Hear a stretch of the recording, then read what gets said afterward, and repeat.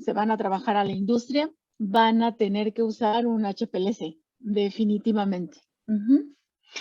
Bueno, entonces nos quedamos en el tema de HPLC, hablando de los tipos de cromatografía basado en el principio físico-químico de la separación que se puede aplicar pues a un sistema de HPLC, o sea, de alta resolución, que implica además alta presión, para que ocurran las separaciones cromatográficas. Y lo vimos ayer acerca de estos principios físico-químicos que se utilizan pues en HPLC, cromatografía de absorción o por absorción, de reparto, de intercambio iónico, que aquí se llama cromatografía iónica, déjenme decirles, y cromatografía por exclusión molecular, que acá le llaman por tamaño.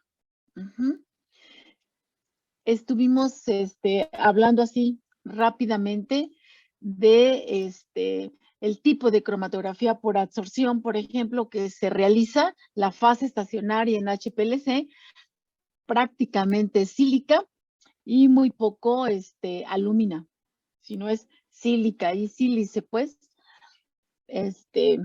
los que se utilizan como fase, lo que se utiliza pues como fase estacionaria. Y la cromatografía de reparto, que estuvimos viendo también, que yo les decía que es el principio pues físico-químico más utilizado. Voy a detener el video, para que no tengamos problemas. Bueno, para que yo no tenga problemas, espero, con el internet. La cromatografía de reparto, pues que es la más socorrida, la más utilizada en HPLC, y hay de dos maneras de hacerlo, pues, ¿no? En fase normal y en fase reversa. Aún así, pues, la cromatografía de reparto, hay dos maneras también de ver las fases estacionarias, fases líquidas absorbidas al soporte y fases líquidas unidas químicamente al soporte, que generalmente es sílica, pues también el soporte. Tanto en fase normal como en fase reversa están las dos maneras, pues, de cromatografía de reparto por líquidos absorbidos o unidos químicamente. Y también decíamos que en fase normal, a lo que se refiere, pues, hacer una cromatografía de reparto en fase normal, se refiere a que la fase estacionaria es polar y la fase móvil es básicamente no polar. Y en fase reversa, cromatografía de reparto, en fase reversa es la fase estacionaria es no polar y la fase móvil es polar. Bueno, son las variantes, pues, de la cromatografía de reparto. La cromatografía de intercambio iónico, que se utilizan resinas de intercambio iónico, y la cromatografía de exclusión por tamaño, que aquí también se utilizan partículas. Algunas de ellas son sílicas, donde se puede controlar el tamaño del poro. Con el principio físico-químico que ya estuvimos revisando en alguna clase anterior. La cromatografía de reparto, ahora sí vamos a puntualizar un poco de una por una. La cromatografía de reparto, que es la primera que vamos a revisar ahorita, que es la más utilizada, les decía. Se separan compuestos polares, no iónicos, de baja, moderado peso molecular. Por este tipo de cromatografía. Puede ser líquido-líquido, donde la fase estacionaria es líquida y la fase móvil pues es líquida también, y la fase estacionaria está unida por absorción, ¿sí? A la matriz, pues al soporte, que es sílica, ¿sí? Y el otro tipo, que es también líquido-líquido, pero se llama de fase unida porque se unen moléculas químicamente pues al soporte.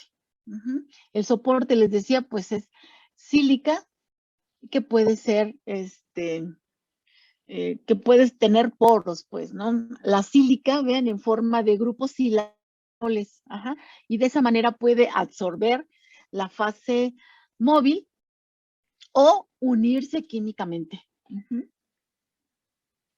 Les había presentado también esta figura donde en la fase normal, pues la columna, o sea, la fase estacionaria es polar y la fase móvil es no polar, y en la fase reversa, la fase estacionaria que está acá en la columna es no polar o hidrofóbica, como dice aquí, y la fase móvil o las fases móviles son polares, o sea, son contrarios, pues, ¿no?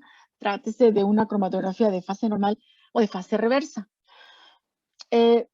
Hablando todavía, pues, de cromatografía de fase normal, ¿sí?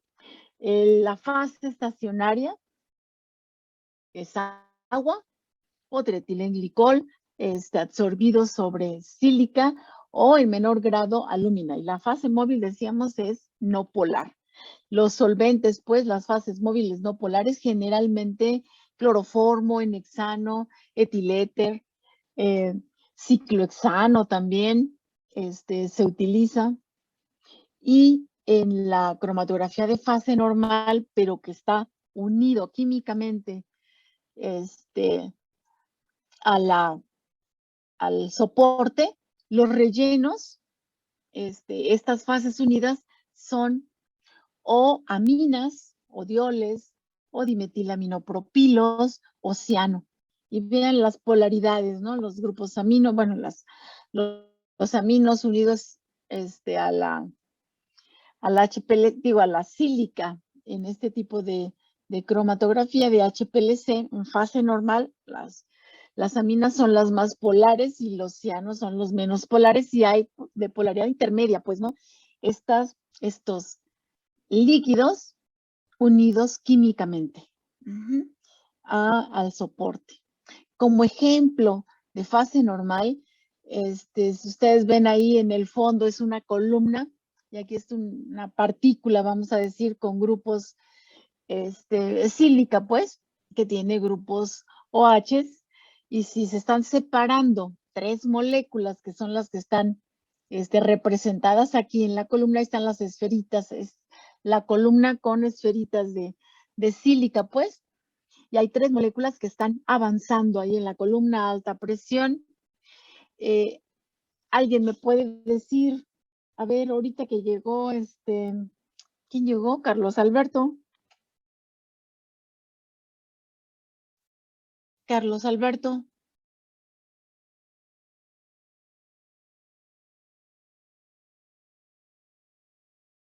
Carlos Alberto. ¿Estás o no estás? Pues entró, pero ya no está. ¿Quién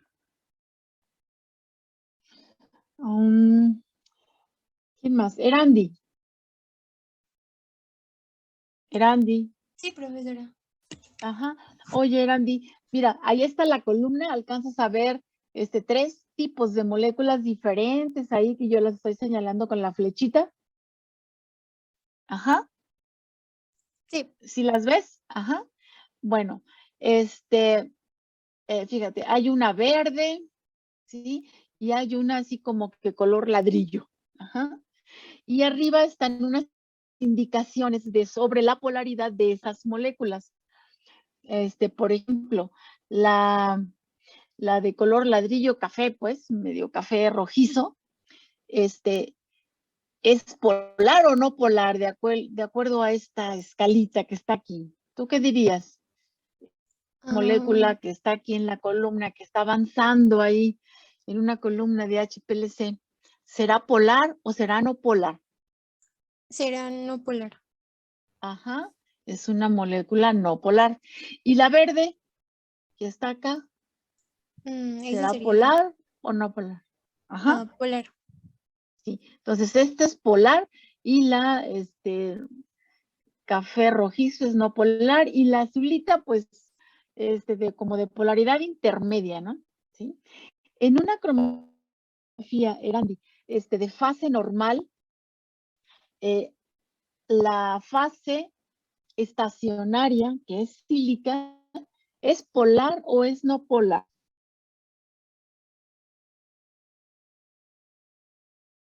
La sílica, ¿es polar o es no polar?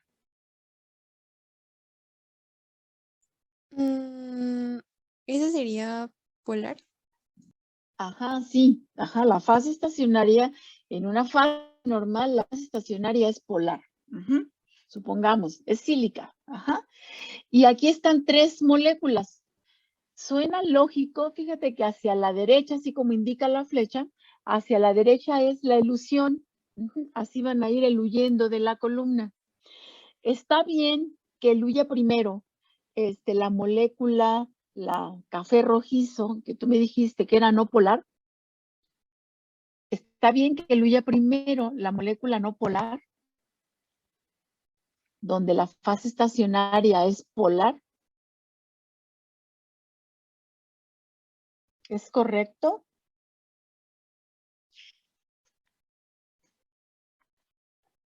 Mm,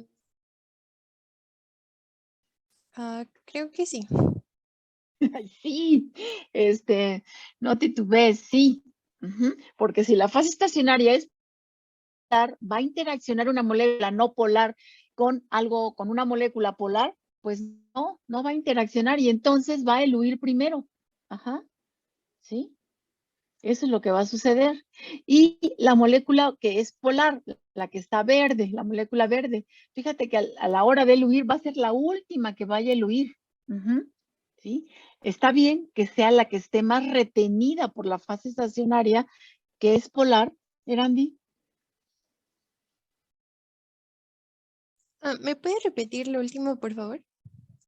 Y te preguntaba acerca de las funciones de estas 3 moléculas, especialmente la no polar y la que es polar.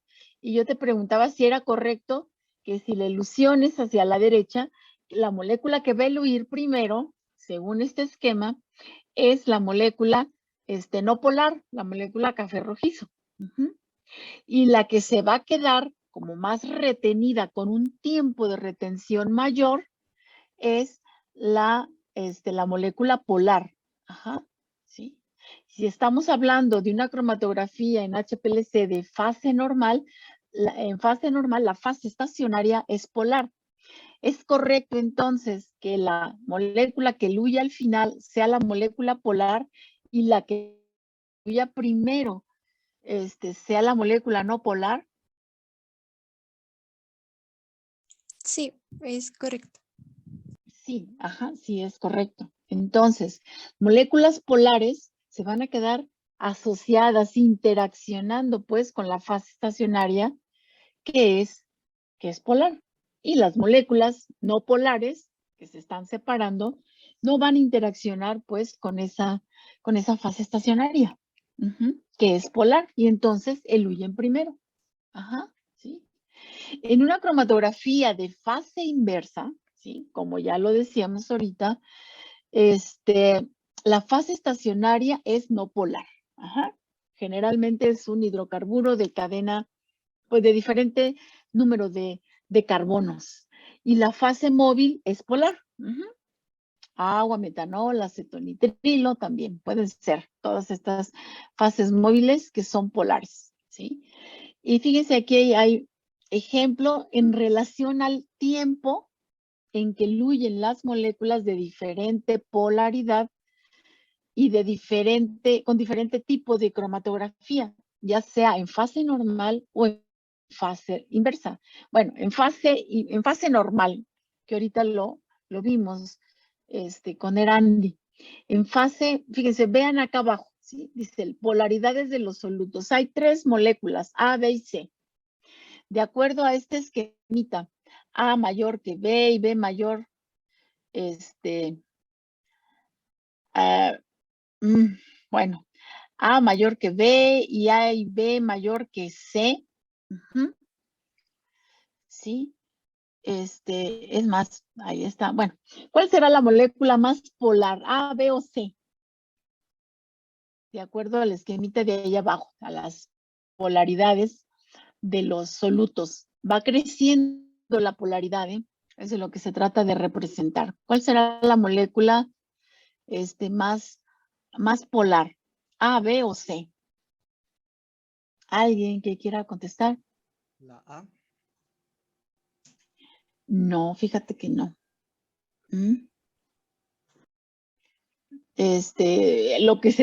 Tal como está ahí, bueno, como debe de ser, es que va creciendo, fíjense, va creciendo la polaridad, eso es lo que trata de representarse pues ahí, ¿no? Que C es más polar, luego sigue B y A es menos polar. Y vamos a ver si es cierto eso, de acuerdo como eluyen. Miren, aquí está bueno, hay 4 cromatogramas, 4 perfiles de elusión. Y esta es una acá arriba, en A, es una cromatografía en fase normal. Eso quiere, si es en fase normal, significa que quien va a eluir primero es la molécula menos polar. Y de acuerdo a esto, es A. Eluye A, que es la menos polar, B de polaridad intermedia y C es la que se retiene más, o sea, tiene un tiempo de retención mayor, pues, porque es la más polar. Entonces C es más polar y A es la menos polar. Y vean, las fases móviles de baja polaridad y de polaridad intermedia. Ahorita en relación pues a la polaridad de la fase móvil. Si la fase móvil es de baja polaridad, se separan de esta manera. Y en el tiempo, comparado con una fase móvil de polaridad media, vean, acá están como más pegadas, con menos resolución, y acá arriba, con la polaridad media, menos resueltas, vamos a decir, con una resolución menor que con una fase móvil de baja polaridad. O sea, se atrasa más, tardan más en eluir con fases móviles de baja polaridad. Y bueno, esto también tiene que ver con las fases móviles y más que con las fases, con el costo de las fases móviles que tienen que ser grado HPLC. Entonces hay que jugar pues con la polaridad de las fases móviles, con la resolución de las fases móviles y el costo pues de las fases móviles también, porque van a tardar más o menos tiempo en eluir. En el caso de la cromatografía en fase inversa, la fase estacionaria es no polar y la molécula que eluye primero es la más polar y es lo que se ve aquí. La más polar eluye primero, C, y la menos polar eluye al final. Y pasa lo mismo, pues, con respecto a las fases móviles. Acá es de alta polaridad y de polaridad media. Fase móvil de polaridad media, vean, está con menos resolución, pero en un tiempo corto. Y con alta polaridad, bien resueltas, pero tardan más, pues, en eluir. Y bueno, si aquí vemos el esquemita, esta es una columna que tiene una fase estacionaria, que es un hidrocarburo unido a la sílica. Y fíjense, así se llama, ¿no? Es una columna C18, dicen, o sea, que tiene un hidrocarburo de 18 átomos de carbono unido a la sílica, o de 8. Hay de diferentes cadenas de hidrocarburos. O sea, la fase estacionaria completamente no polar, pues, ¿no? Y aquí están las mismas moléculas. Aquí están las esferitas, pues, del relleno de fase, por una cromatografía de fase reversa, o sea, no polar el relleno. La fase estacionaria es polar. ¿Quién eluye primero? Pues la molécula más polar, que es la verde. No interacciona con la fase estacionaria, que es no polar. Y la que eluye al final, pues es la que tiene la misma polaridad que la fase estacionaria, o sea, son no polares, se retiene, interaccionan entre ellas. Entonces, eluye primero, en el caso de fase inversa, la molécula polar, luego la de polaridad intermedia y después la no polar. Miren, aquí son tres cromatogramas, tres perfiles de elusión con diferente, aquí, son fases reversas, pero con diferente tamaño o hidrofobicidad, pues, de la fase del relleno cromatográfico. Con un carbono, sea metilo, C8 octilo o C18, octadecilo. Vean, son las mismas moléculas que se están separando con diferente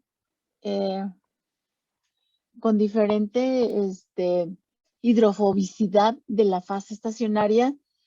Son moléculas parecidas, derivados del benceno. Es uracilo, la molécula 1, fenol, acetofenona, nitrobenceno, metilbenzoato y tolueno. ¿Qué nos dice para empezar? Y ahí están de la 1 a la, y así eluyen. ¿Cuál eluye primero? Eluyó primero aquí la molécula, el uracilo. Luego el fenol, al final es el tolueno. Lo mismo en C1 que en C8 que en C18. La diferencia es el tiempo que se tarda en eluir. Entonces también modificando la hidrofobicidad o el grado de polaridad o no polaridad pues de la fase estacionaria, también se pueden resolver, separar y en diferente tiempo las moléculas. ¿Cuál es la molécula más no polar? Pues la que sale hasta el final, la que eluye hasta el final, el tolueno. Y la molécula más polar, la 1, que es el uracilo. ¿Sí? Fíjense aquí las características de la separación. Dice que son columnas de siloxano en fase reversa o fase inversa, C1, C8 y C18, o sea, unido pues al siloxano, a la sílica pues, estos hidrocarburos, partículas de 5 micras, la fase móvil es metanol agua, 50%, 50%, o sea, es una elusión isocrática, y la velocidad de elusión es de 1 mililitro por minuto.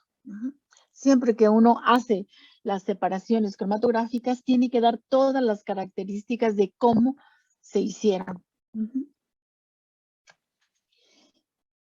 Para seleccionar fases móviles, pues bueno, la fase móvil para empezar tiene que ser de polaridad contraria a la fase estacionaria. Y aquí están acomodados en polaridad creciente, diferentes solventes, diferentes fases móviles. La fase más polar es el agua. Y de ahí le siguen los alcoholes, bajando la polaridad, las aminas, los aldehídos, terminando pues con los hidrocarburos. Los hidrocarburos son los de menor polaridad.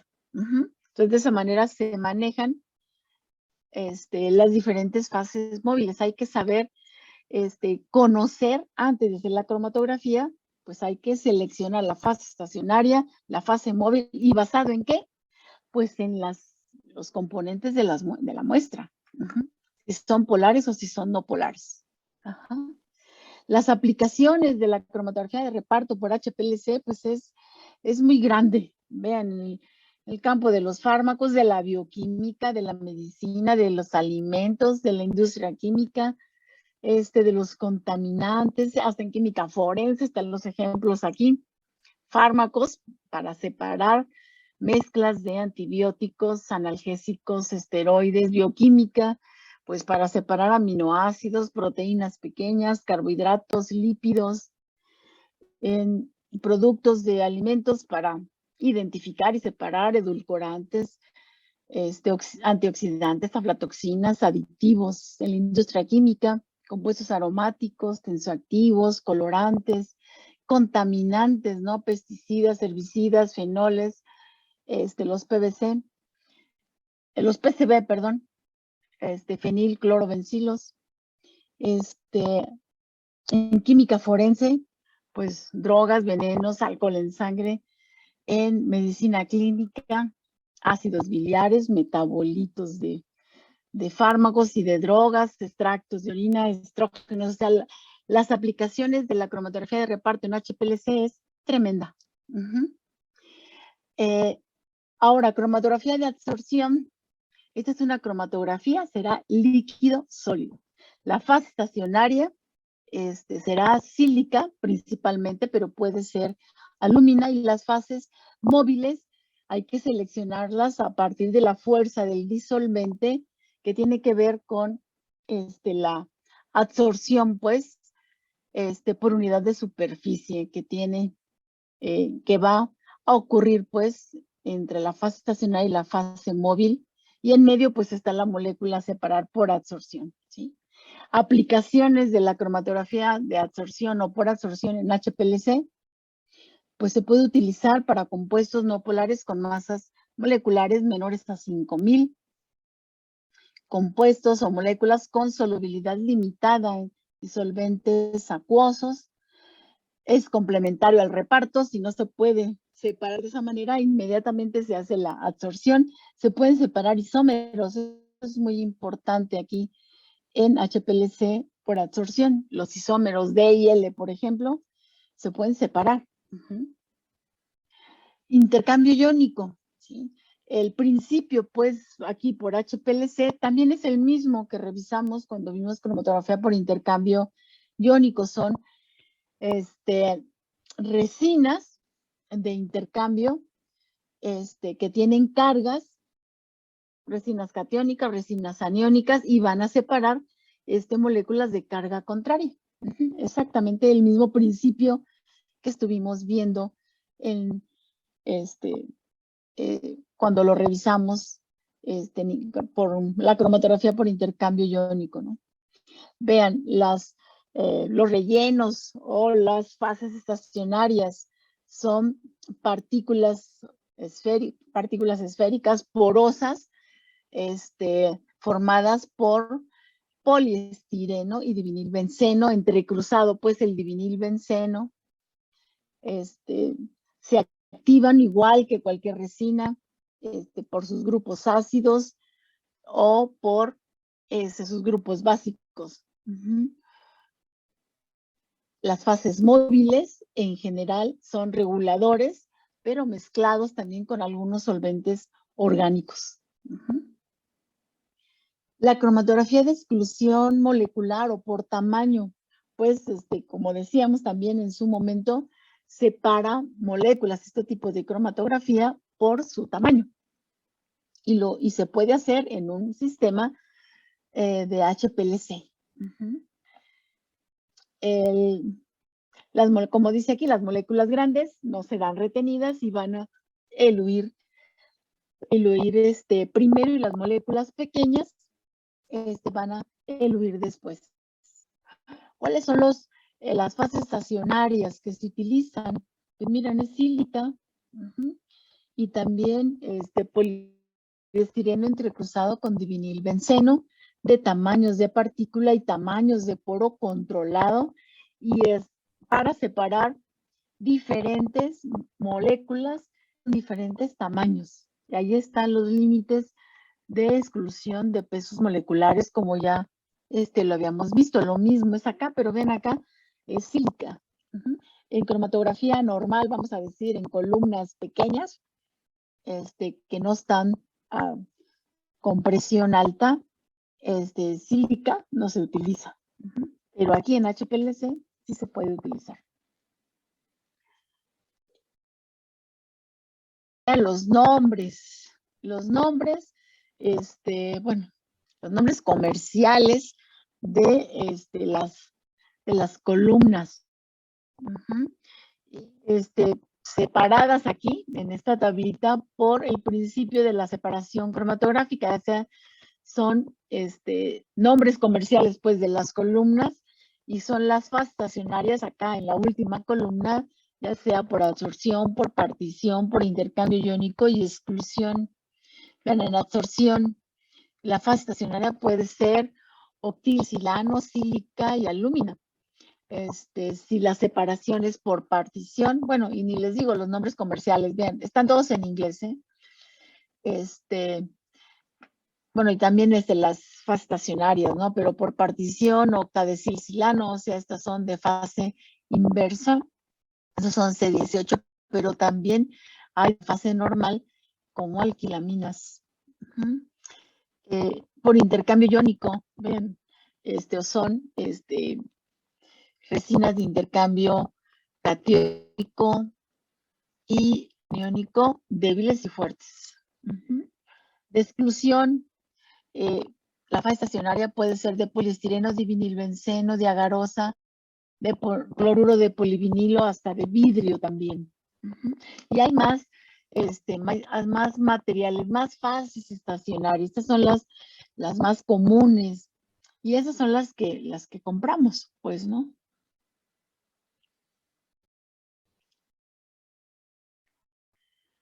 Miren, esos son algunos equipos.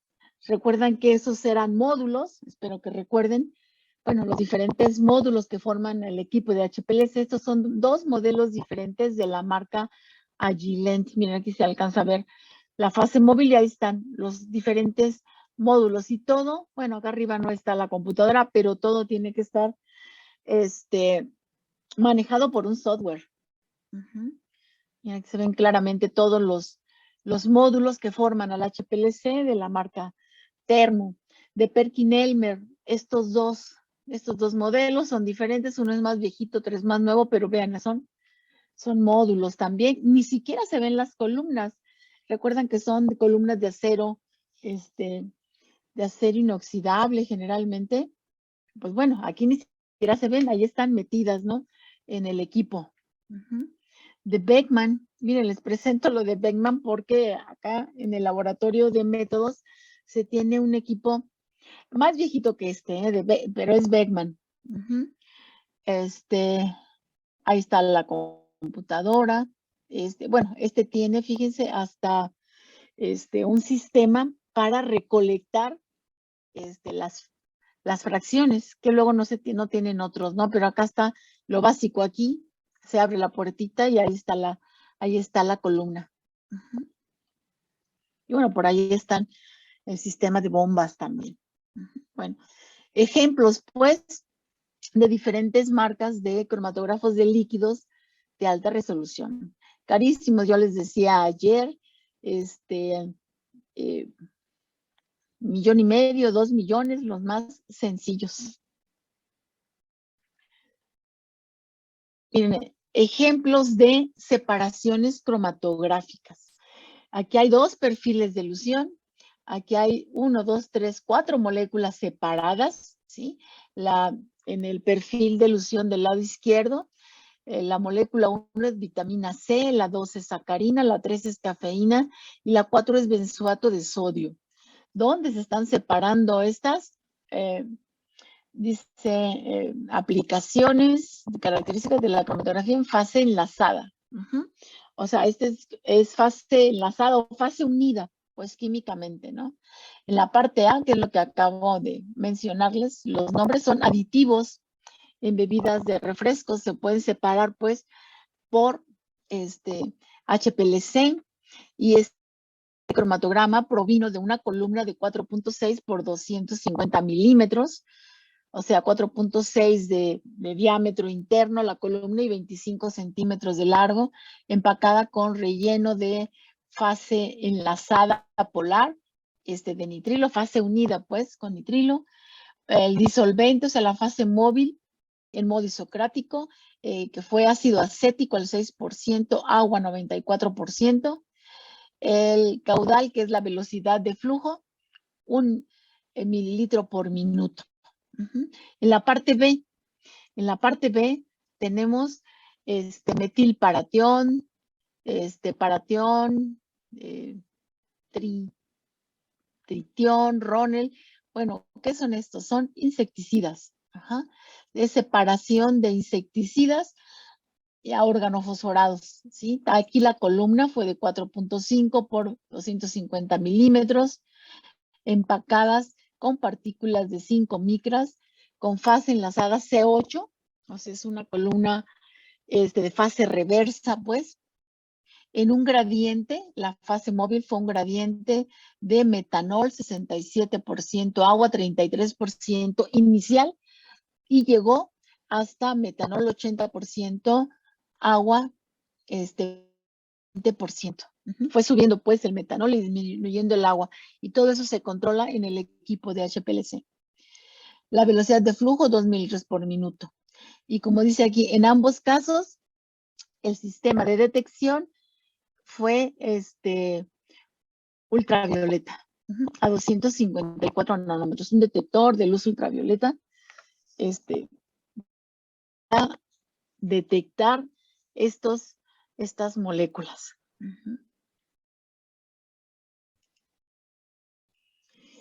Miren aquí, otro perfil de ilusión, otro cromatograma, y estos son aminoácidos y derivados de aminoácidos. Son 30 moléculas. Ajá. Fíjense, la primera que luyó fue la que está, la primera que luyó fue la fosfoserina, un derivado pues de la serina, y la última que luyó fue lisina. ¿Cómo se hizo esta separación de todos estos 30 aminoácidos y junto con algunos derivados? Pues dice aquí, cromatograma de los derivados con ortoftaldehído.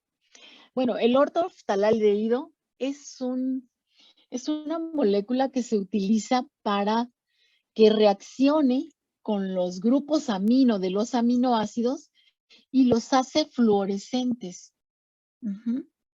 Entonces, todos estos componentes, todas estas aminas, porque con quien reacciona el ortoftaldehído es con aminas, reaccionaron pues, y por eso pudieron ser detectados, porque se obtienen los derivados fluorescentes.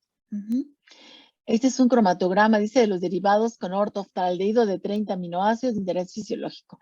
La columna es de fase inversa, C18, de 5 micras de tamaño de partícula. El disolvente A, bueno, aquí fueron dos disolventes, A y B. Vean, es el perfil del gradiente, dice acá. Primero fue isocrático, después fue un gradiente cóncavo y luego fue lineal el gradiente. Ajá. El solvente A fue fosfato de sodio, 0.05 molar, pH 7.4, con metanol. THF es tetrahidrofurano, es un solvente, es una fase móvil, agua, con esta relación. El disolvente B fue metanol agua 6535. El detector de fluorescencia, la excitación fue a 334 nanómetros y la emisión a 425 nanómetros. Todas estas características pues, de la separación hay que incluir en los cromatogramas, cómo se hizo todo completamente. Ajá. Otro cromatograma, mira, aquí esta es una separación, una columna de intercambio iónico. La anterior, fíjense, fue en una columna de fase reversa. Aminoácidos también, pero derivados fluorados. Digo,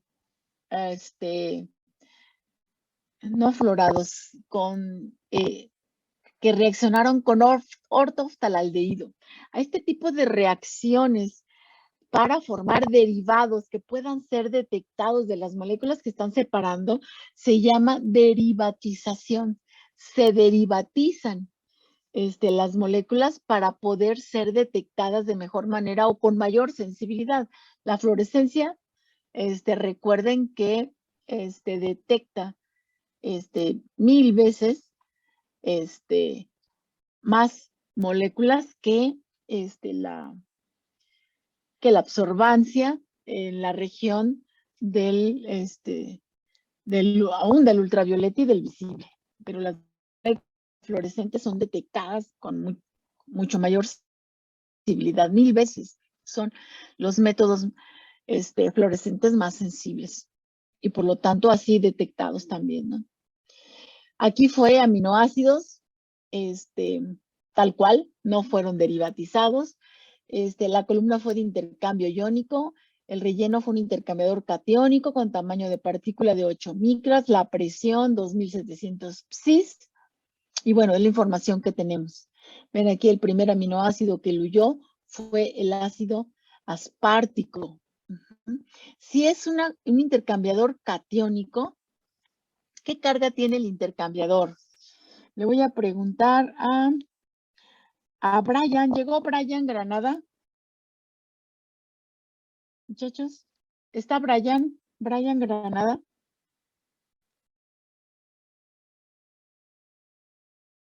¿No está? Julio César. Julio César Sánchez, ¿estás? Sí, aquí estoy, profesora. Un intercambiador catiónico, ¿qué carga tiene? Carga positiva. No. Un intercambiador catiónico se asocia a cationes. Por lo tanto, ¿qué carga tendrá el intercambiador catiónico? Entonces tiene carga negativa. Sí. Ajá, un intercambiador catiónico tiene carga negativa. Ajá. Y entonces, si tiene carga negativa, ese intercambiador catiónico interaccionará con ácido aspartico. ¿Qué característica tiene el ácido aspartico? Es un aminoácido. Debe tener. ¿Es un aminoácido? Entonces. Es un aminoácido. Pues tiene tanto hay un grupo amino como un grupo carboxilo, ¿no? Tiene un grupo amino, tiene un grupo carboxilo, ¿y qué más tiene? Porque por eso es que eluye primero. Por esa carga total. Si es un intercambiador catiónico, eso significa entonces que el intercambiador tiene carga negativa. Alguien que le pueda ayudar a Julio César para que nos diga qué grupos en R tiene el ácido aspartico en el radical del aminoácido. Tiene otro grupo carboxilo, ¿no? Ajá, sí, exactamente. Ajá, sí. Tiene un grupo carboxilo y la carga neta va a ser negativa. Entonces, cargas negativas del ácido aspartico interaccionarán con un intercambiador catiónico que tiene carga negativa. Julio César. ¿Interaccionará? Pues, no. No, no interacciona y por eso eluye primero. Ajá, mira, aquí está. Eluye primero el ácido aspartico. Y vámonos al extremo. El que eluye al final, la arginina, que es la que se queda más retenida con el intercambiador. Si es un intercambiador catiónico, otra vez, tiene carga negativa. Se asocia, interacciona con cationes. La arginina, ¿qué tipo de aminoácido es? ¿Qué grupos tiene además del carboxilo, del alfa carboxilo y del alfa amino?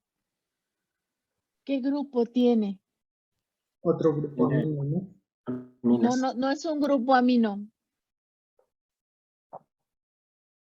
Empieza con G el grupo que tiene extra. Y luego U y luego A.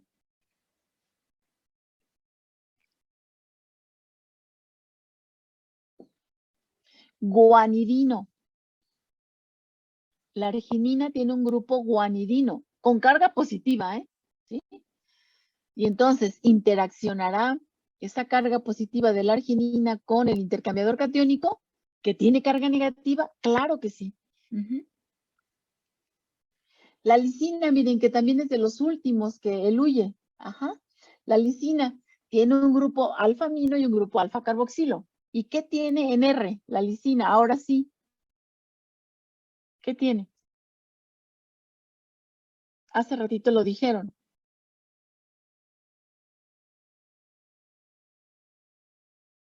La lisina, ¿alguien se acuerda de la estructura de la lisina?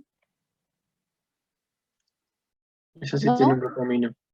Ajá, esa sí tiene un grupo amino. Entonces, el grupo amino a pH, al pH de la separación, tiene carga positiva. Y aquí, entonces la lisina, la arginina tienen más cargas positivas que negativas y por lo tanto la carga neta es positiva de la lisina. Y e interaccionará con un intercambiador catiónico que se asocia a cationes si carga negativa del intercambiador con cargas positivas de la lisina y de la arginina, claro que van a interaccionar y van a eluir al final. Ajá. ¿Por qué? Porque la interacción es fuerte. Ajá. Y eluyen hasta el final. ¿Sí me explico? Ujú. Y esto es parte, pues, del tema de cromatografía por intercambio iónico, ¿eh? Ajá. Miren, otro tipo de cromatografía en HPLC, y esta es cromatografía por exclusión, o sea, separación de las moléculas por tamaños. Y vean, aquí dice determinación de glucosa. Glucosa es G en los cromatogramas que se ven aquí, fructosa F y sacarosa. O sea, son 3 carbohidratos. Glucosa y fructosa son monosacáridos, sacarosa es un disacárido. Son separados en diferentes jugos de naranja, de arándano, de manzana, de piña. Y bueno, acá están los patrones, dice. Los estándares. El límite de exclusión, 1000. O sea, eso quiere decir que una molécula que pese 1000 va a ser excluida y va a eluir primero. Y las moléculas por abajo que pesen, que tengan un peso molecular por abajo de 1000, van a entrar a los poros, pues, de la fase estacionaria. Y aquí se quiere primero la molécula más grande, la sacarosa, que es el disacárido. Después la glucosa y la fructosa, muy pegaditos. Pero bueno, ven, los diferentes jugos, ahí están, ¿no? Separados por su peso, por su tamaño. Y esta es una columna de poliestireno de 25 centímetros, que da lugar a 7,600 platos teóricos. La temperatura de trabajo fue 80 grados.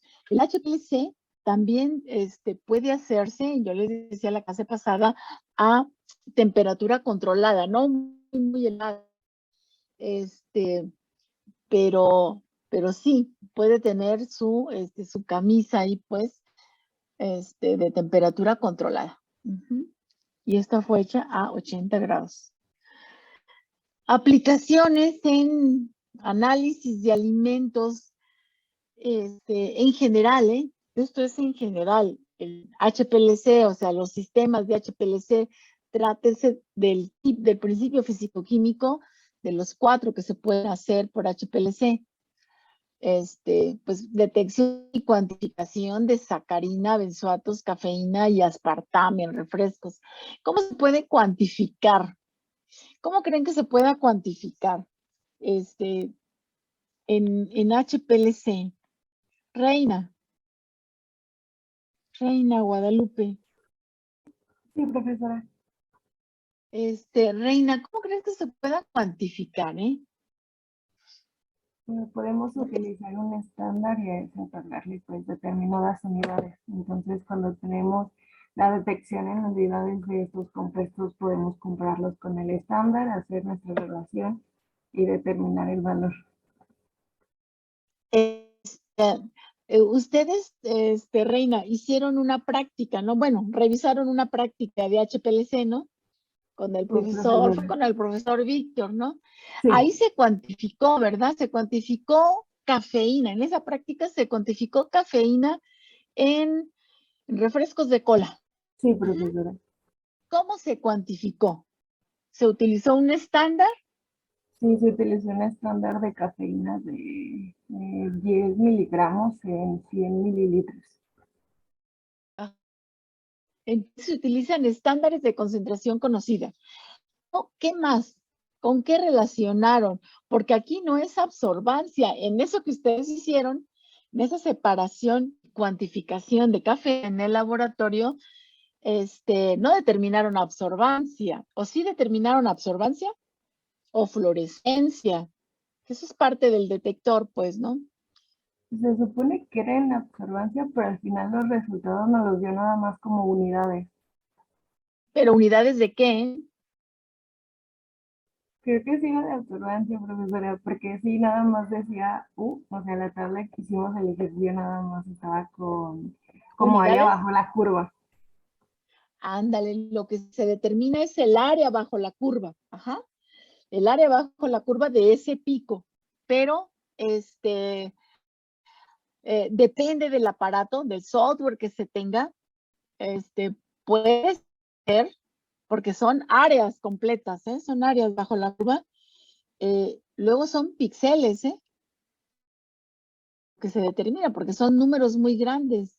Y eso no es absorbancia directamente. Puede ser también unidades de miliabsorbancia. Bien. Pero sí, en realidad lo que se utilizan estándares que también se inyectan a la columna, se determina pues también así su tiempo de retención, pero también el área bajo la curva.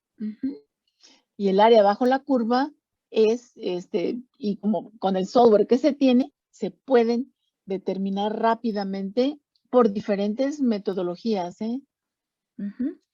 Una muy utilizada ahorita es con píxeles, a través de píxeles. Bueno, pues se puede cuantificar, entonces también integrando el área bajo los picos, pues, de los perfiles de ilusión. Se pueden detectar en ciclomatos, aquí en jugos de fruta, se pueden separar ésteres de ácidos grasos por fase inversa y también con argentización de columnas. Se pueden separar triglicéridos por la longitud de la cadena y el grado de insaturación que tienen por fase inversa. Para estudios de aceites y grasas adulteradas en los alimentos, se puede tener el contenido de vitamina A y sus precursores en margarinas y aceites por fase inversa, el contenido de vitamina D en leches en polvo y cereales por fase normal, y más, ¿no? Más aplicaciones. Y bueno, esta es la última figura del tema y son dos videos diferentes relacionados, pues, porque es sobre el tema del HPLC, de cómo hacer una cromatografía de este tipo. ¿Cuáles son los componentes? O sea, no son muy largos, son cortos, por favor, revísenlos. Ajá. Se los voy a poner ya en el Classroom, para que vayan estudiando. Con eso terminamos el tema de HPLC. ¿Tienen dudas, muchachos? ¿Comentarios? ¿Algo que no haya quedado claro? ¿No? Bueno, por favor, pónganse a estudiar, pónganse a leer, pónganse a entender. Las presentaciones ayudan, pero no es todo. Ajá. Les voy a poner también ejercicios de cálculos, pues ya verán de qué tipo. Y también de separaciones, ¿no? ¿Por qué uno, por qué eluye otro? Bueno, vamos a continuar con el último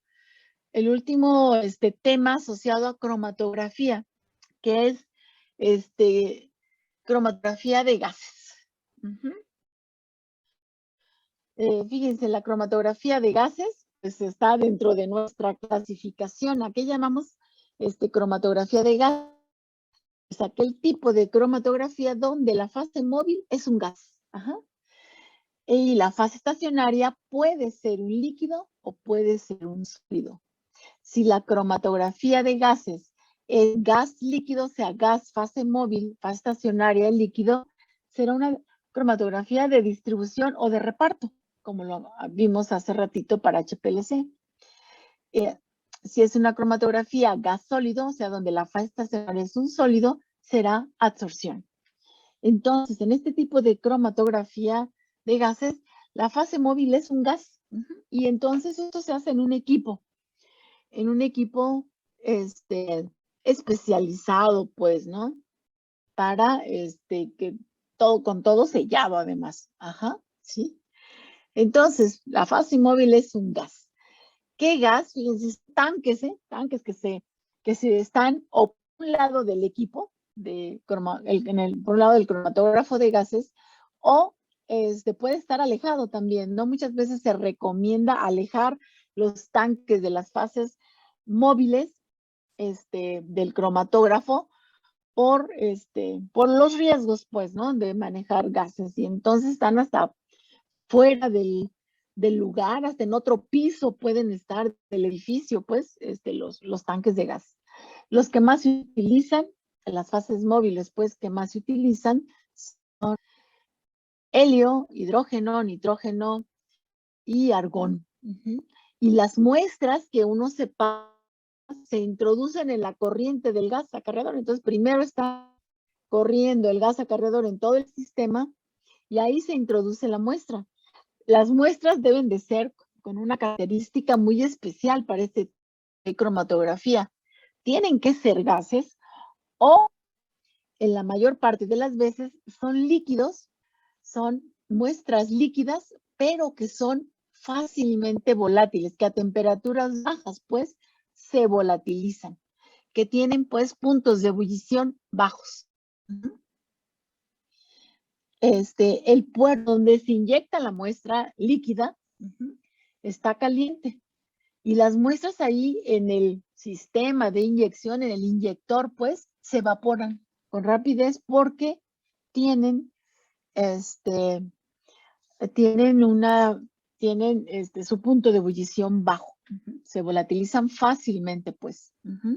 Bien, aquí está un sistema, un cromatógrafo de gases. ¿De qué está formado un cromatógrafo de gases? Pues para empezar, de la fase móvil, el gas portador. Como dice aquí. Aquí está el tanque, miren, hay que manejar los tanques de las fases móviles. Y este gas portador como fase móvil tiene dos propósitos. Uno, transportar los componentes de la muestra a través de todo el sistema cromatográfico y crear una matriz adecuada para su detección, para la detección de esos componentes. ¿Sí? Luego, viene el inyector. No sé si alcanzan a ver acá arriba. Ahí está. ¿Se acuerdan de las jeringas Hamilton que ayer les comenté? Pues son jeringas Hamilton que se inyectan de pocos microlitros, pues, en el inyector, que tiene una cámara caliente, pues, ahí. Luego, la columna, fíjense, aquí está así como que enrollada, ¿no? Pues sí, así están las columnas, son de metros, y algunas de milímetros, ahorita lo vemos. Las columnas están dentro de un horno. Un horno donde se puede controlar la temperatura y la separación cromatográfica puede hacerse ya sea a temperatura constante, como está ahí, o se puede programar que vaya subiendo poco a poco la temperatura. Pero las columnas están dentro de un horno. Conforme se van separando las moléculas, pues llegan al detector. El detector es muy importante en este sistema del cromatógrafo de gases. ¿Sí? Después del detector viene la amplificación de la señal y finalmente pues el sistema de procesamiento de datos. Siempre aquí también, igual que con HPLC, los cromatógrafos, ahí tienen asociado pues el software donde se pueden ver los cromatogramas de las separaciones y la cuantificación. Bueno, estos son pues los componentes del cromatógrafo. Y vamos a desglosar un poquito pues estos componentes. La fase móvil pues damos que era hidrógeno, helio, nitrógeno y pueden ser mezclas de gases, además de argón, mezclas de gases como argón metano. Generalmente pues son gases inertes porque se requiere que no interaccionen con los componentes de la muestra. La elección del gas portador, o sea, de la fase móvil, dependerá de la naturaleza de la fase estacionaria. Son muy importantes, pues, aquí las fases estacionarias y también de las características del detector. Ya decíamos que el detector es determinante también aquí para poder separar e identificar y cuantificar también moléculas por este sistema. El sistema de inyección, bien, aquí está, es la cámara, pues, de vaporización. ¿Y por qué se llama cámara de vaporización? Porque ahí, una vez que se introduce la muestra en una jeringa, la jeringa puede inyectar desde 0.5 hasta 20 microlitros, que son los volúmenes más comunes, pues no más de 20 microlitros, para que se vaporice en todo. La cámara está caliente, está 50 grados centígrados por arriba del punto de ebullición del componente menos volátil de la muestra. Así debe de ser, para que la muestra, una vez que se inyecta, se volatilice ahí, en esa cámara de vaporización. Y entonces, miren, el gas, ahí va, la fase móvil entra hacia el sistema de inyección, que ya está caliente. Una vez que ya está cerrado, sellado todo el sistema, se introduce la muestra, que inmediatamente ahí en la cámara de vaporización, por esas características de calentamiento, inmediatamente se vaporizan y luego a la columna. ¿Sí? Aquí hay un septon, es una plaquita pues plástica que se inyecta, donde la jeringa entra y luego hay que sacarla, ¿eh? Aquí no hay, a veces se manejan bucles, pero la mayor parte de las veces son jeringas que entran y salen, para que a la hora que es de sacar, se sella. Se cierra pues automáticamente. El material pues es plástico, pues, ¿no? Plástico muy, muy especial de esta plaquita. Y bueno, hay purga del septon y también purga del gas. O sea, son los controles pues de gases. Y la muestra entonces, acarreada por la fase móvil, va a la columna. Miren, otra manera de verlo, aquí está la inyección de la muestra con la jeringa. Esta es la entrada del gas portador, aquí a la vaporización, y va hacia la columna. Bueno, aquí tal vez ya está sellado la muestra, aquí va la muestra hacia la columna. Aquí está la columna, bueno, está aquí como un cilindro, pero realmente no son cilindros. Aquí trata de representarse pues una columna, pero vean, está enrollada, es muy, muy, muy delgada. El diámetro es pequeño, muy, muy largas. Hay de varios tipos, pero bueno, trata de representarse pues aquí la columna, por donde entra la muestra y por donde sale. Una vez que se están separando los componentes en el cromatógrafo de gases, miren, aquí están separados inmediatamente y son gases, acarreados por la fase móvil, por el gas portador, ¿no? Conforme van eluyendo el gas de la columna, pues empieza, en la pantalla de la computadora, empiezan a verse los picos, pues, ¿no?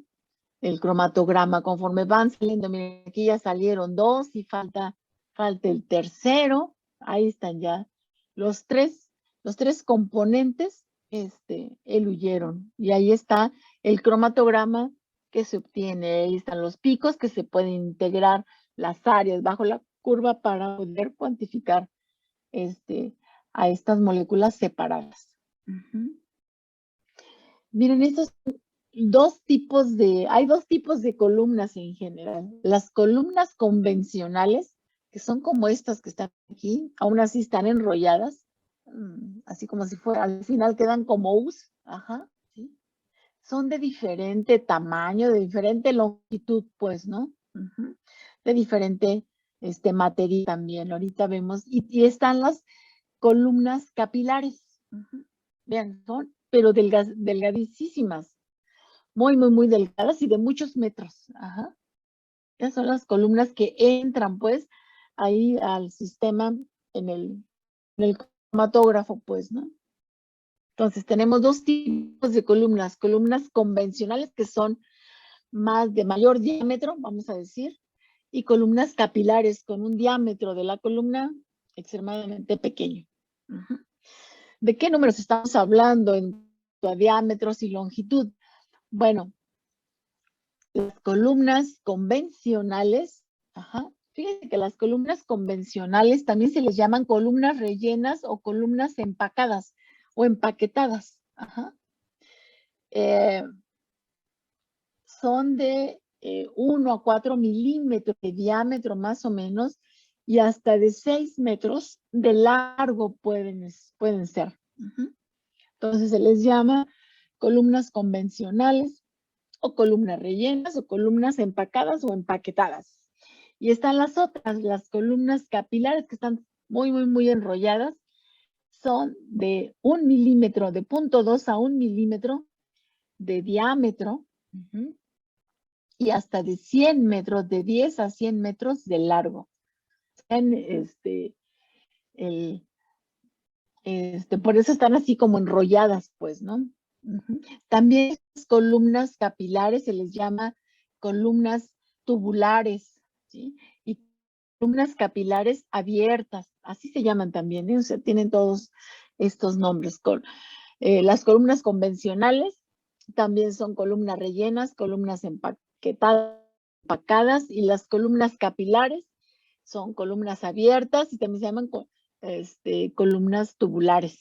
Y vean la diferencia, pues, en longitud, una hasta 6 metros, otra hasta 100 metros, y en diámetro, uno hasta 4 milímetros y otro hasta 1 milímetro. Bien, aquí están comparación de algunas propiedades y características de estas columnas que son determinantes. Las columnas, pues, son las fases estacionarias. Vean la longitud.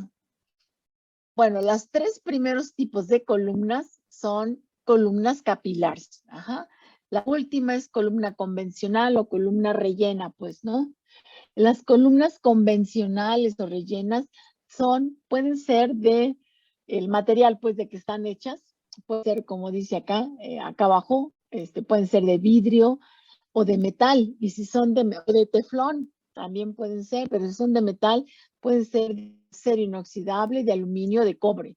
Hay una variedad tremenda, hay catálogos completos para decidir qué columna, pues, es la que uno requiere, necesita para separar tal o cual componente de una mezcla. Las otras 3 son CC, son columnas capilares, así se llaman, de sílice fundida. O sea, en el interior está la sílice fundida sobre las paredes de la columna, o columnas capilares de pared recubierta, o de pared recubierta con soporte. De pared recubierta ¿con qué? Con sílica. Recubierta con soporte, bueno, recubierta de sílica, en especiales de tierra de diatomeas, pero con soporte, y el soporte ya será la fase estacionaria. Las de sílice fundida también a veces están recubiertas de una capa de polimida, un material de polimida. Las de pared cubierta, vean el material de que están hechos, pueden ser de acero inoxidable, de aluminio, de cobre, de plástico o de vidrio. Las recubiertas con soporte, pues son recubiertas de tierra de diatomeas. El soporte es la sílica recubierta de tierra de diatomeas, y luego la fase estacionaria.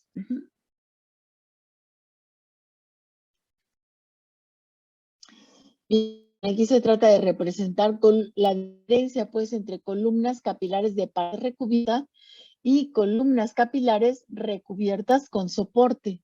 Se fijan aquí, bueno, aquí está representada la pared de la columna, de diferente material, y luego recubierta con una capa, vamos a decir, más o menos gruesa, de de sílica. Ujú.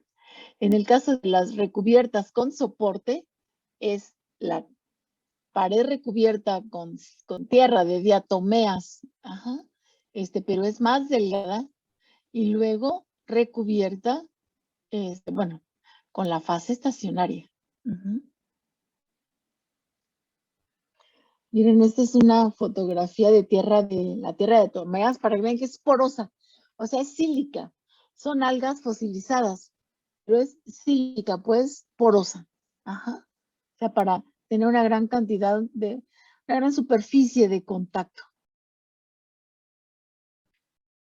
Los factores que influyen en la eficiencia de la columna son los mismos que hemos estado viendo desde hace rato, ¿no? La longitud de la columna para diferentes tipos, pues, de separaciones, ¿no? La longitud de la columna afecta el diámetro de la columna, el tamaño de las partículas, del empaque, la naturaleza de las fases, el grosor de la fase estacionaria, la temperatura de la columna, aquí es muy importante la temperatura, la velocidad del gas portador, o sea, de la fase móvil, la velocidad a la que fluye la fase móvil, la cantidad de muestra inyectada. Todos estos son factores que influyen en la separación cromatográfica. Uh-huh. Y decíamos que las ATC de los 3 tipos de columnas, siempre la fase estacionaria puede ser líquida o de fase unida también, así como en HPLC. La fase estacionaria líquida debe de ser muy especial, y estas son las propiedades ideales para la fase estacionaria líquida. Recuerden que este tipo de cromatografía está sucediendo a temperaturas muy elevadas. Entonces, la fase estacionaria líquida, ¿sí?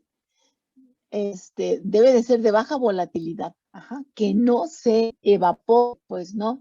La temperatura de ebullición de las fases estacionarias debe de ser 100 grados centígrados por arriba de la temperatura de trabajo máximo de la columna. O sea, que no se debe de perder, pues, ¿no?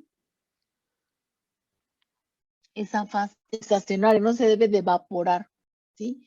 Su punto de ebullición debe de estar 100 grados centígrados por arriba de la temperatura de trabajo de la columna. Por lo tanto, debe de ser térmicamente estable, químicamente inerte también, de tal manera que estas fases estacionarias tienen características de disolvente, aunque es la fase estacionaria ahí unida a la columna. ¿Qué características de disolvente? Porque fíjense que la muestra, los componentes de la muestra van a solubilizarse, ¿sí?, en esa fase estacionaria, o no van a interaccionar con esa fase estacionaria. Y entonces debe de tener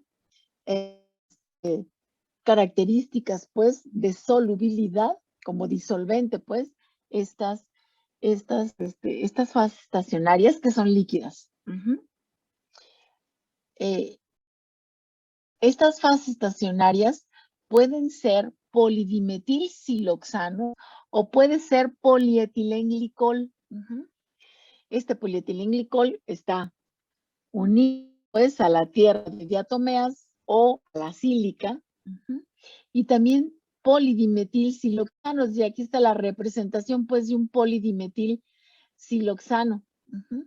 Y estos polidimetil, o sea, son derivados, pues, de la sílica, y pueden tener asociados grupos metilos, vinilos, fenilos, cianopropilos, trifluoropropilos, y esas son realmente las fases estacionarias. Uh-huh.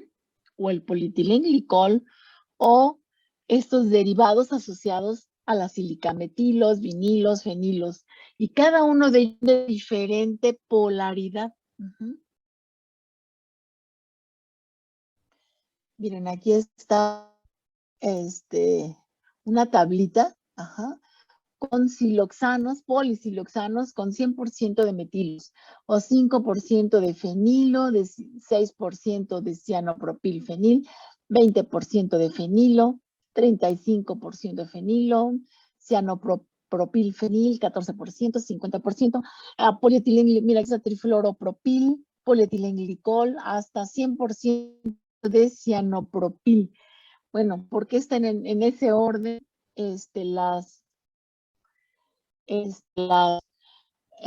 estos porcentajes de estos grupos asociados a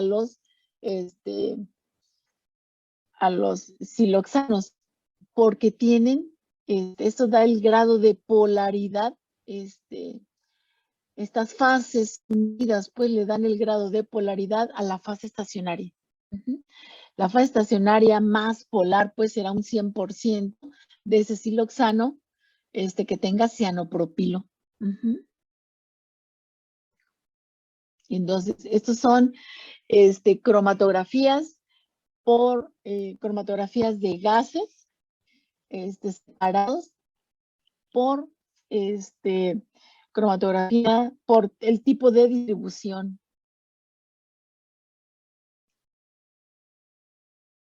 Y miren aquí cómo se llaman los nombres pues de las fases estacionarias y qué es lo que tiene realmente, ¿no? Polidimetilsiloxano y la temperatura máxima de trabajo. O sea, sin que puede trabajar hasta 350 grados sin que se volatilice esta molécula. O polimetilfenildifenilsiloxano con un 10% de fenilo. O polifenilmetilsiloxano con 50% de fenilo. O polietilenglicol. O polidicianoalildimetilsiloxano. Esto es otra vez polaridad creciente de fase estacionaria. Y las temperaturas máximas de trabajo permisibles, pues, para estas fases estacionarias.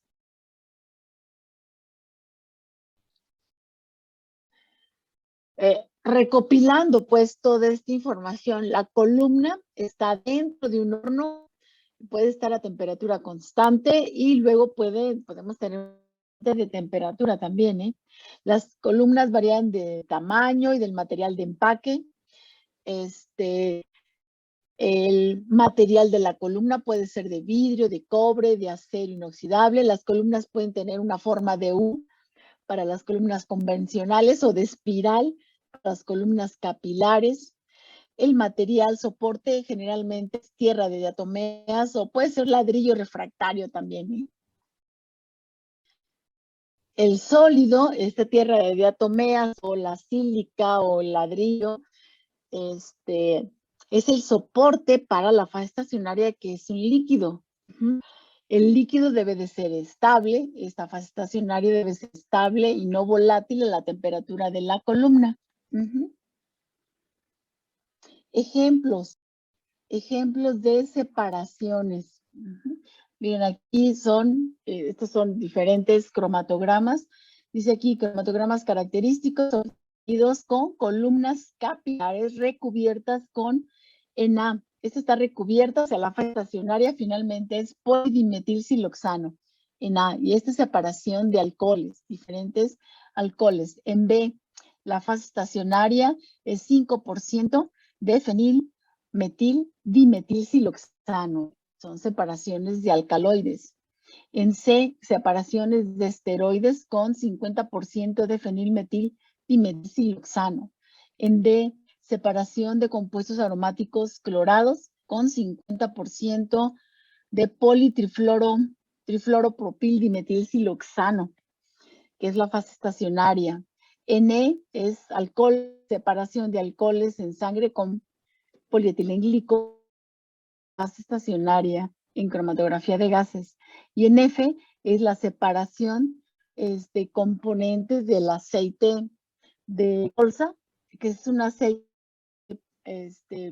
para cocinar, pues, pero que es muy utilizado en Europa. Y acá se utiliza 50% de policianopropildimetilsiloxano. O sea, diferentes fases estacionarias para separar diferentes moléculas.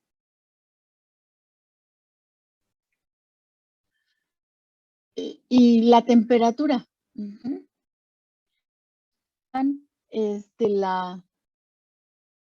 la temperatura que puede ayudar también a la separación, ¿sí? Ven aquí el efecto de la temperatura. Si se hace a la misma temperatura, la separación en cromatografía vean, aquí están 1, 2, 3, 4, 5 compuestos separados. O a 145 grados también se separan más componentes, digamos acá hasta 8.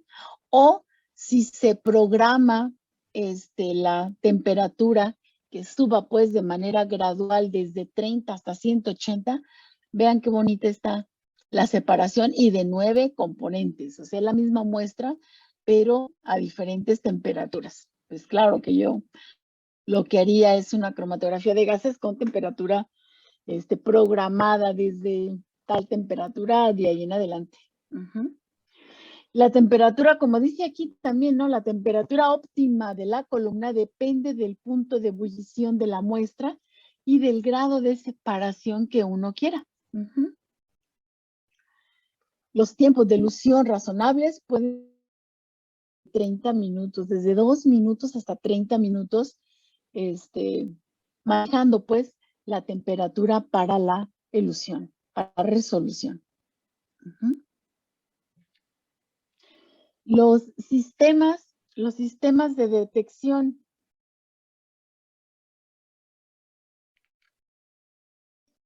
recuerdan que la detección es determinante. El sistema de detección es determinante en la obtención de los cromatogramas, pues, y en la determinación de la concentración o cantidad del componente. ¿Qué características debe tener ese sistema de detección? Pues una buena sensibilidad, que sea estable. Acuérdense que esto está ocurriendo a temperaturas elevadas, son gases. Además, pues bueno, el sistema de detección debe ser estable y dar resultados reproducibles. Debe de haber una respuesta lineal en varios órdenes de magnitud en las determinaciones. El intervalo de temperaturas debe de soportar pues desde temperaturas ambientes hasta 400 grados centígrados. El tiempo de respuesta del detector debe ser corto, debe ser manejado de una manera sencilla, como dice aquí, a prueba de operadores inexpertos. Y no debe de ser destructivo de la muestra.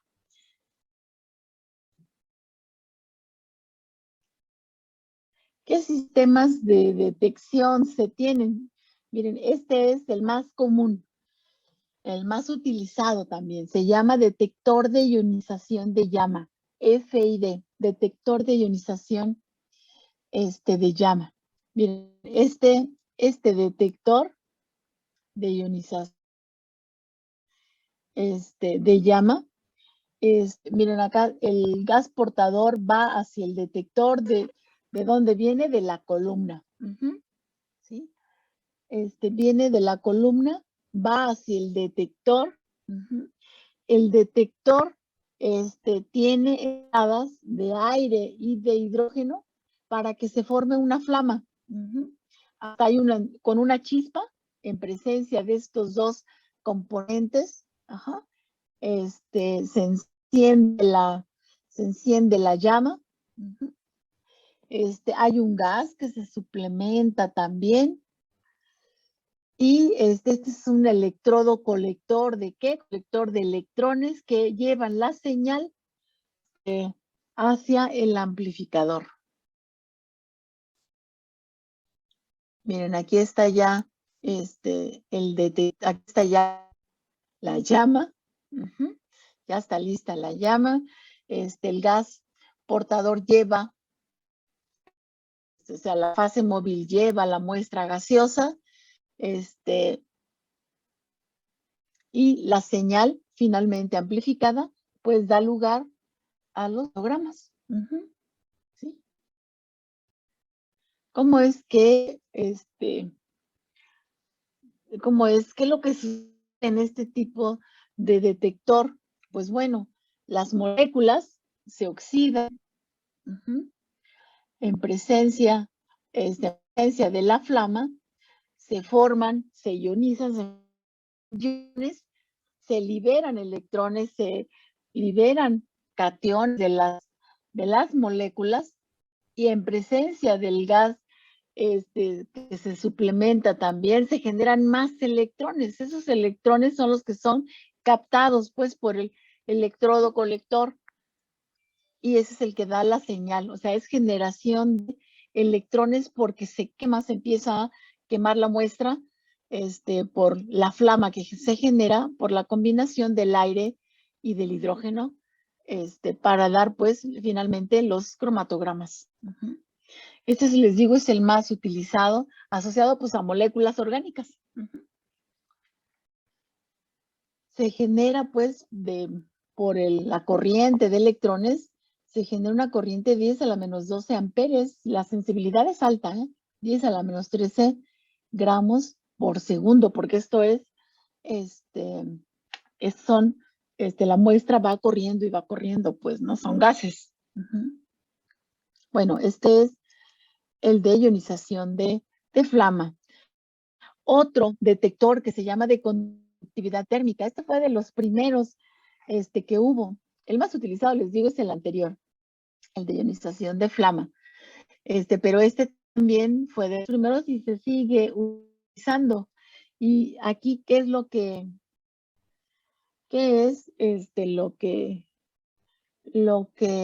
lo importante? Pues lo importante son los gases, ¿sí? El analito que va arrastrado por la fase móvil, llega al detector, que tiene dos compartimentos, un compartimento de referencia y el compartimento del problema. Los dos tienen resistencias, y esos filamentos están calientes, y esos filamentos son de platino, de oro, de wolframio, y lo que se mide realmente aquí es la diferencia de resistencia eléctrica entre ambos filamentos, entre el filamento de referencia comparado a donde llegue el analito. La presencia, como dice ahí, del analito gas portador modifica la eficacia con la que el filamento disipa el calor y por lo tanto la resistencia eléctrica. Entonces se mide la diferencia de resistencia eléctrica entre los dos compartimentos, y eso, este tipo de detector, que se llama de conductividad térmica, TCD, también se llama catarómetro, pero la abreviatura es TCD, tiene una sensibilidad de 10 a la menos 8 gramos por mililitro, por mililitro de gas portador. Este es otro tipo de detector. Otro más, este se llama detector de captura electrónica, SD. Fíjense, este detector de captura electrónica tiene un isótopo radioactivo, níquel 63. El níquel 63 emite partículas beta. Las partículas beta son electrones de alta velocidad, electrones que van y chocan. Bueno, para empezar, está asociado pues este detector a nitrógeno. Tiene un gas que es nitrógeno, que al chocar las partículas beta con estos electrones de alta velocidad, ionizan al nitrógeno, generando una corriente basal. Cuando esos electrones interaccionan con la molécula, con los analitos, pues se generan más electrones. También aquí existe un electrodo conector de electrones que generan corrientes que son... Este se llama detector de electrones o de captura electrónica. Sí, este tipo de detector se llama detector de captura electrónica, SD. ¿Cuál es la característica importante de este detector? Que tiene níquel, níquel radioactivo. Les decía que este níquel 63, que es radioactivo, emite partículas beta. Partículas beta son electrones de alta que salen del núcleo del níquel. Son electrones de muy alta velocidad que al chocar con gases, pues generan iones. Chocan pues y generan iones tanto de carga positiva como electrones. Los electrones son los que son captados por el electrodo colector, generándose pues una corriente de electrones que maneja pues este detector. Lo que se mide pues son corrientes de electrones. Este tipo de detector, fíjense que tiene un isótopo radioactivo, se utiliza para detectar pesticidas y bifenilos policlorados. Lo utilizan mucho los agrónomos, o sea, para tierras, para detectar, pues, ¿no? Pesticidas. También es muy selectivo, ¿eh? Es muy selectivo, muy sensible a moléculas que contienen halógenos, peróxidos, quinonas y grupos nitro, o sea, grupos funcionales electronegativos. Y muchas veces, fíjense, ya llevamos 3 detectores. Uno tiene que decidir qué detector es el más adecuado para el tipo de trabajo que uno hace. En la escuela hay un cromatógrafo de gases de este tipo, de captura de electrones, o sea, que tienen este isótopo radioactivo. Lo tienen, es un laboratorio de unas maestras de microbiología.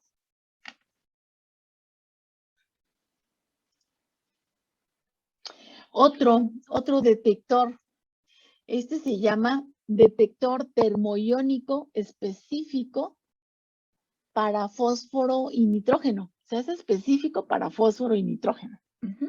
Este tipo de, o sea, compuestos que tienen fósforo y nitrógeno. TID. Este tipo de detector tiene también un mechero. Se forma pues una llama, pero se genera un plasma de silicato de rubidio. O sea, el detector tiene silicato de rubidio y la flama que se genera por el aire y el hidrógeno, genera un plasma que genera iones, electrones y cationes. Y otra vez, ¿no? Se genera una corriente de iones y es así muy, muy, muy especial, para que tienen fósforo y nitrógeno. Todavía no se sabe mucho acerca de cuál es la relación, pues, ¿no? Entre fósforo, nitrógeno y el plasma de silicatos de rubidio para generar específicamente esa corriente de electrones que son detectados y medidos.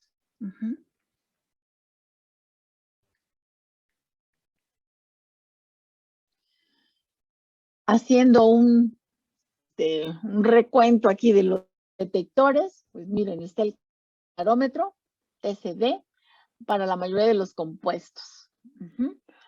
El límite de detección y el intervalo lineal de detección. El FID, detector de flama, para la mayoría de los compuestos orgánicos. El límite de detección de 10 a la menos 10 a 10 a la menos 11. Este es de mayor sensibilidad pues que el catarómetro y el intervalo es mayor, intervalo lineal. El TID, compuestos, el detector de compuestos con fósforo y nitrógeno, 10 a la menos 12 gramos. El intervalo lineal son 10 a la 3. Y el de captura electrónica, SD, compuestos halogenados, compuestos electronegativos, decíamos también con elementos electronegativos, 10 a la menos 12, 10 a la menos 13 gramos el límite de detección y de más de 10 a la 4 el intervalo lineal. Pero realmente el detector así general pues es el de llama, el que es para la mayoría de los compuestos orgánicos. Si ya uno quiere algo muy especial, pues ya utiliza el requerido, pues cualquiera de estos dos, el de capa electrónica o el que detecta compuestos con fósforo y nitrógeno. Y el catarómetro casi no se usa, pero en algunos todavía. Y es por la sensibilidad, ¿no? Los otros tres son de mayor sensibilidad por el límite de detección, ¿no? Y el intervalo lineal para poder cuantificar, pues, ¿no? Bajo estos detectores. ¿Dudas, muchachos, hasta aquí? ¿Alguien que me quiera contestar? No, profesora, todo bien. profesora. ¿No? Bueno, continuamos, pues, ¿no? Fíjense, por un lado, pues, están las fases estacionarias, los diferentes, pues, tipos basados en la polaridad de las fases estacionarias en cuanto a la cromatografía por distribución, pues, o partición. Y por otro lado, están las muestras. Las muestras deben de ser volátiles. Ajá. Las características, miren, como dice aquí, de las muestras que uno introduce al cromatógrafo de gases, deben de ser volátiles o elevando la temperatura, se deben de vaporizar. Deben ser estables a la temperatura de trabajo, o sea, que no se descompongan, pues, en otros componentes. Generalmente son compuestos de bajo peso molecular. Son compuestos en sus formas no iónicas, porque si son iones, eso eleva mucho el punto de ebullición y eso no puede suceder en este tipo de cromatografía. También deben de ser compuestos sin grupos que favorezcan la formación de enlaces por puente de hidrógeno por lo mismo, porque van a ser compuestos que van a tener puntos de ebullición muy elevados y no se van a volatilizar a las temperaturas de trabajo del cromatógrafo. Y también deben de ser compuestos derivatizables. Este término de derivatizable lo mencioné en HPLC, que es, ¿cuáles son los compuestos derivatizables? Son compuestos que reaccionan, que reaccionan con otros compuestos para que puedan ser detectados finalmente. En el caso de la cromatografía de gases, los compuestos se derivatizan, vean la conjugación que estoy haciendo, se derivatizan o sea, reaccionan con otras moléculas para hacerlos más volátiles. Esa es la razón de la derivatización. En el caso del HPLC, la derivatización era para poder detectarlos mejor. Aquí es para poder hacer moléculas más volátiles. Miren, se puede hacer la derivatización, o sea, la reacción química para hacer más volátil al compuesto, se puede hacer esterificando. Si la molécula que uno quiere determinar es un ácido carboxílico, pues se puede esterificar. Y los ésteres son más volátiles que los ácidos, porque los ácidos pueden tener carga y entonces no ser tan volátiles, ¿no? Como los ésteres derivados de ellos. Entonces los ácidos carboxílicos pueden esterificarse y de esa manera ser más volátiles con diferentes reacciones, reaccionando con un alcohol, reaccionándolo con diazometano o diazoetano, haciéndolo reaccionar con hidróxido de tetrametilamino. Se forman ésteres, pues, derivados de esos compuestos que son más volátiles, reaccionando con derivados del benceno con bromobenceno, o vean, 1, 2, 3, ¿no? Trifluoro, benceno, trifluoro, bromobenceno.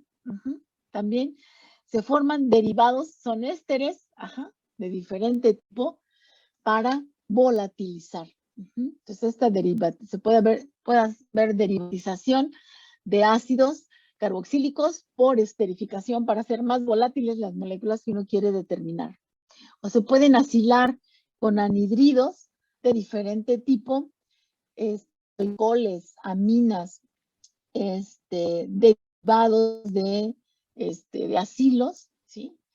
Para formar acetatos o ésteres también, amidas y carbamatos, que son más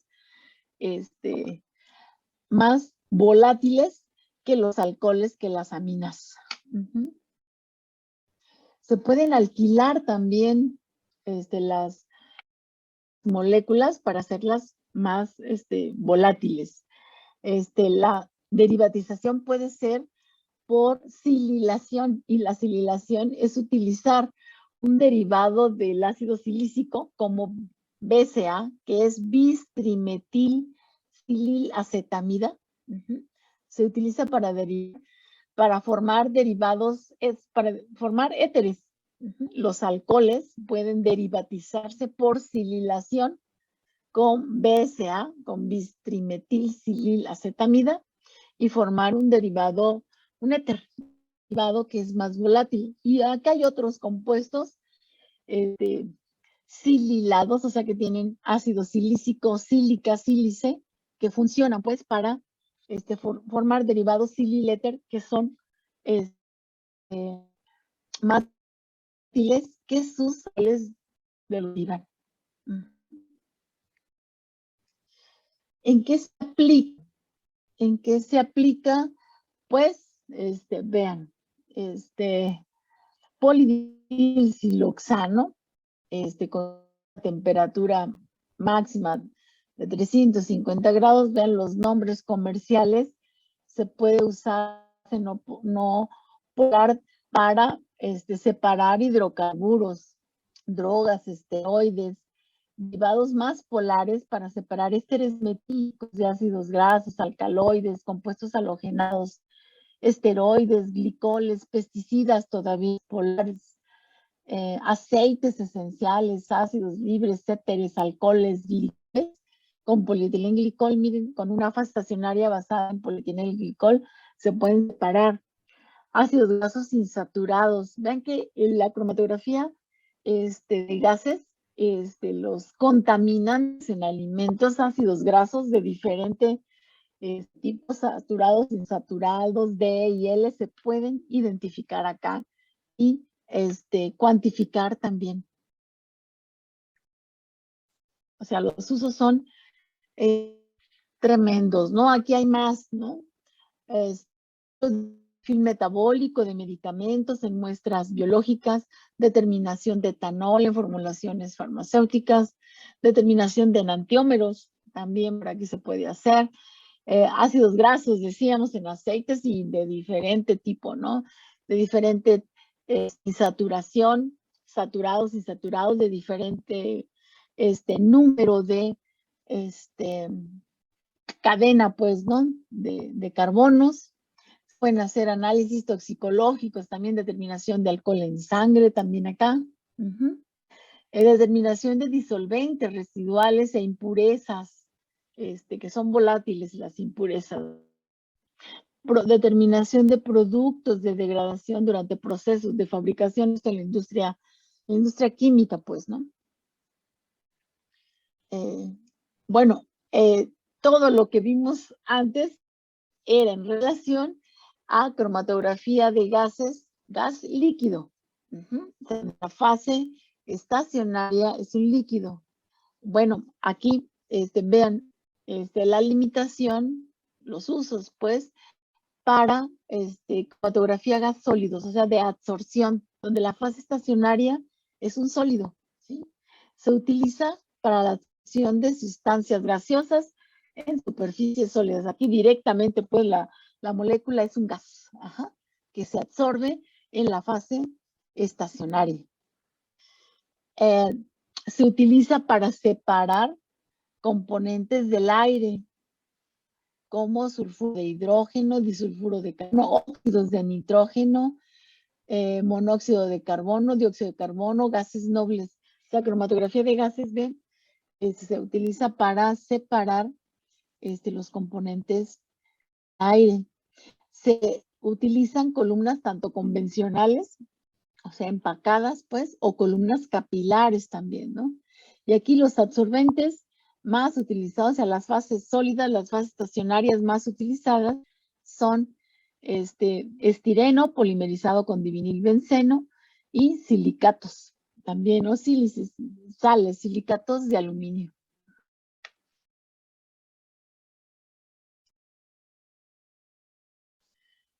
Equipos, miren, cromatógrafos de gases. Este es de Perkin-Elmer, esta es la marca, pues. De la Shimatsu.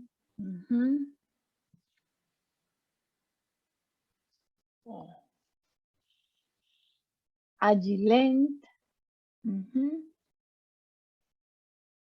Trasera. Es otra marca que vende cromatógrafos. Thermoscientific también.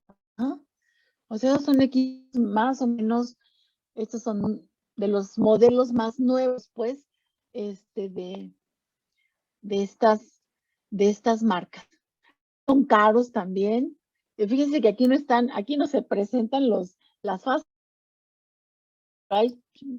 los tanques, pues, ahí tienen que estar los tanques de gases, ¿no? Que tienen que estar cercanos, pero no tan cercanos, por cuestiones de seguridad. Y bueno, esta es la última figura y son videos ahora de cromatógrafos o relacionados pues a la cromatografía de gases. Y es la última figura.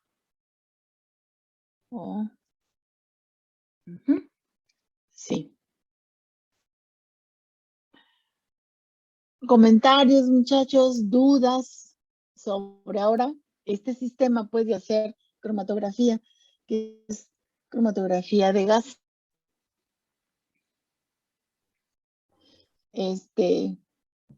¿Dudas? Todo bien, profesor, gracias. Ajá. Ay, pónganse a estudiar, muchachos. Estamos acumulando mucha información, ¿eh? Ustedes han visto, bueno, ya es una película, ¿eh? Una película muy vieja, con Sean Connery, donde usan un cromatógrafo de gases, ¿eh? El brujo de la selva se llama. Se lo recomiendo, está muy bien la película, ¿eh? Ajá. Es como de los 90, yo creo, del siglo pasado, por ahí. El brujo de la selva. Bueno, eso es en español. En inglés no recuerdo cómo se llama. Se lo recomiendo, ¿eh? Me acordé ahorita porque usan pues, un cromatógrafo de gases para identificar unas moléculas por ahí. Pero ya no les sigo diciendo. Está muy interesante la película y atrae, pues, ¿no? Se las recomiendo. El brujo de la selva con Sean Connery. Bueno, alguien que tenga algún comentario, alguna duda. No, profesora, todo bien, muchas gracias. ¿No? Bueno, entonces, nos vemos. Recuerden que nos vemos el lunes próximo en el horario del laboratorio. Ajá, ¿sí? El horario es a las 2:30, ¿verdad? Sí, profesora.